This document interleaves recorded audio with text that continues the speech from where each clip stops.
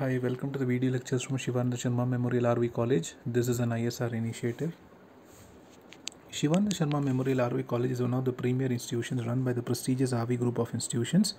We have come up with a unique initiative to engage students at the time of this unforeseen medical emergency caused by the corona outbreak.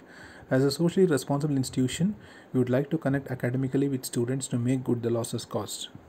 In this connection, I, Gokul C from the Department of EBA, has posted a video on the subject banking regulations and operations, and the topic is principles of bank lending. Please watch the video till the end, like, share and subscribe to our YouTube channel, and also share the video with your peer groups. Thank you. This is the second part of the video lecture on principles of bank lending. We have already discussed the types of loans, what are the new types of loan also. Now let us go conventionally to what are the basic principles of sound lending. What does basic principles means? What are the things that a banker needs to keep in mind before he grants loan to a customer? First is safety aspect. Safety in the sense, what is the risk aspect here? Is it safe to grant the loan to a customer? Does he have the repaying capacity? Will he pay it on time? Will the banker have to follow up for the payments? These are the aspects which the banker will have to take care of. Second is the liquidity factor. How soon is the person going to give it to us? Is it easy going to pay it from his profits, or he really have to discontinue his business and then pay back the bank loan? Is it going to be any productive by giving it to him? So this is some, and also from a banker's perspective, how much of loan should I grant? Is it going to affect my liquidity portion as a banker? Is something which we'll have to take care of. That is the liquidity aspect of it. Purpose. The banker should be very clear as to why the customer is taking a loan. The customer should give proof of the purpose of loan. Then diversity. Diversity in the sense a banker should try to give loans to as many business purposes or as many purposes as possible. The banker should not stick only to one particular type of loan, because that will not build any sort of economic barometer to the it will not help the economy in any way if the banker continues to do it. The banker will have to try to find out what are the different types of loans that can be given. This also leads to diversification of the banker's funds into different sectors. Then security in the sense the banker would have to procure some security, some collateral security from the customer.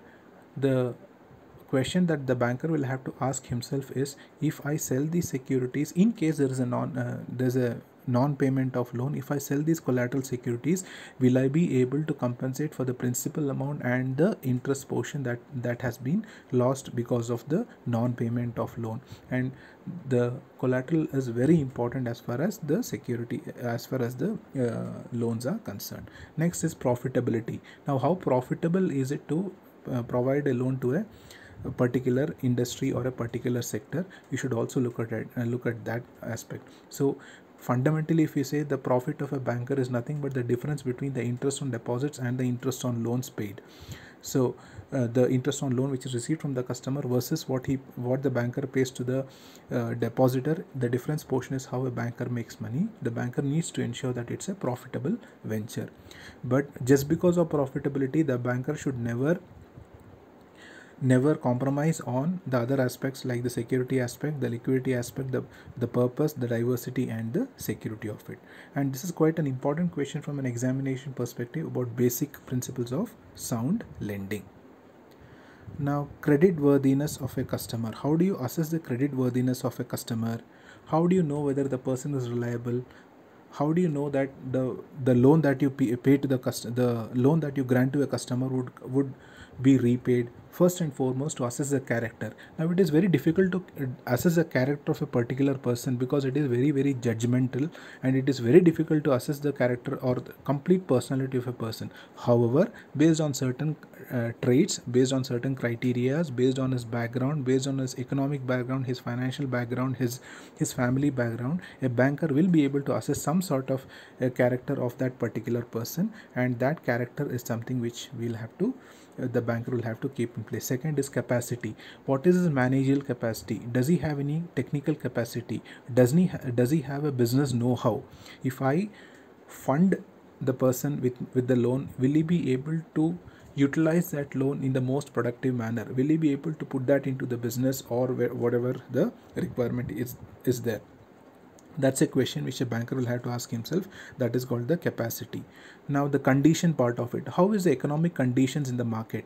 If the economic conditions are adverse, the banker would generally not grant a loan.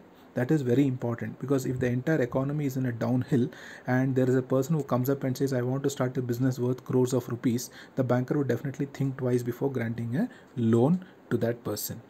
Next is the capital adequacy. The banker should also make sure that his capital is safe, and he doesn't, and the customer also knows how to invest the money into his capital, and they are on a win-win situation. Next is the collateral part of it. The banker should ensure that whatever the collaterals are there, whatever the securities he has collected, that is genuine, that is and really, if those securities are being disposed of in case of non-payment of loans, he will be able to compensate for that particular loan which is granted. Now these were the conventional C's, that is character, capacity, condition, capital and collateral. I've just added a few more C's to it.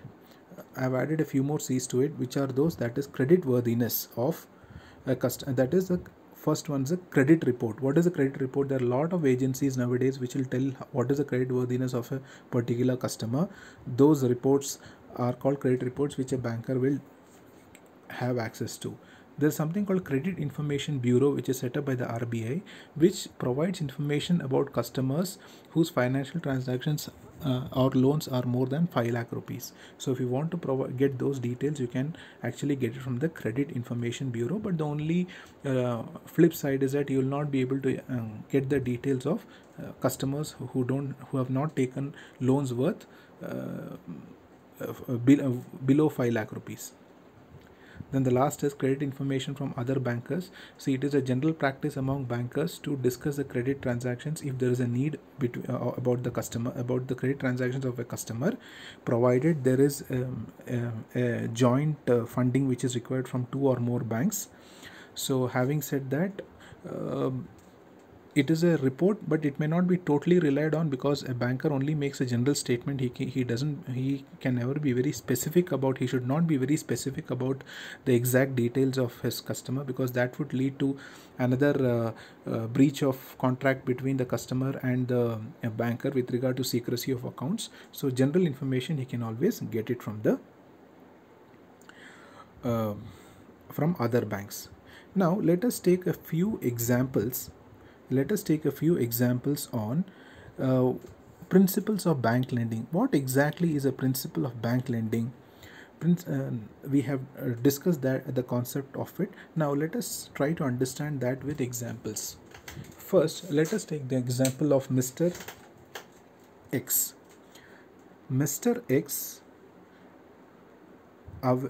requested for a loan of rupees 10 lakhs. Now when the banker assessed his value, it was worth only 8 lakhs. Now one point that we have to remember, Mr. X has a business, and the business carries a huge goodwill which is beyond 10 lakhs. The question here is the bank entitled to give a loan of 10 lakh rupees to him when his worth is 8 lakhs plus whatever the goodwill value? Now this is a question which kind of goes back to the principles of sound lending. Now here the concept is, I'm not trying to tell a yes or a no here. All I'm trying to tell you is make you understand the concept of sound lending. In this case, theoretically, if we go by the concept of sound lending, a banker should not be lending the loan, because just based on goodwill, which is an intangible asset, a banker should not be granting loan beyond the capacity of the customer.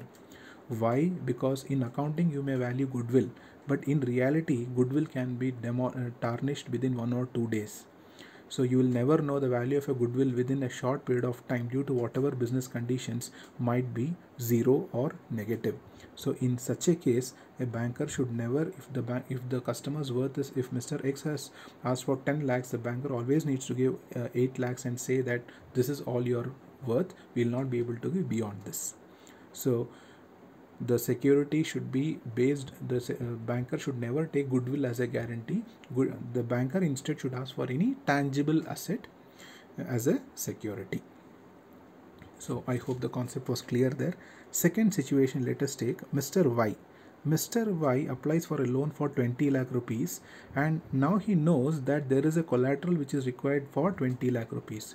What does he do? He asks for a guarantee from a friend, his friend gives it, and after that he produces some substandard goods as which is his stock, and he gives that as a collateral to the banker, and then he gets his loan passed of 20 lakh rupees. Now here, has the banker applied the principles of sound lending? The answer is no. Why? Because whenever the collateral was submitted, it is a responsibility of the banker to check whether they are of a right value, whether they are actually as per the standards. That is the reason bankers often go to the physical place and do the valuation of that particular property or that particular asset. Now, having said that, point 2 is it is a stock. Stock generally cannot be taken as an asset. Again, as I said, it should be something like a tangible asset which has to be given, like a land and building or a plant and machinery which can be given, but not something like a stock. So here also a banker did not follow the principle of sound lending. Third one, Mr. Z. He has a cash credit of some amount. Now he is a cardboard manufacturer, and he has been given a cash credit facility, and his asset, whatever his factory, has been burnt. And what does he do? He has taken a cash credit. Now he has no way to pay it back because his cash credit is because his factory is burnt. It was obviously a cardboard box, which is definitely a good conductor of electricity and heat, and he has nothing to recover out of it. He goes to the court, and the court declares him insolvent. So in this case, what was the current asset here? The current asset that he had given as security was cardboard manufacturing. In this case also, did the banker apply the concept of sound lending? The answer is no. Why? Because the banker has again taken current asset as a collateral security. The banker should never take current asset as a collateral security. He should always take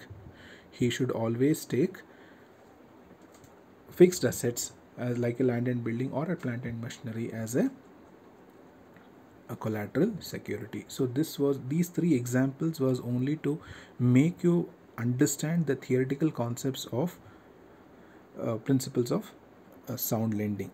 Now we will talk about, now if the customer doesn't pay back the loan, then those loans are called NPAs, and what are NPAs and other things we'll talk about in the next video lecture. Thank you so much.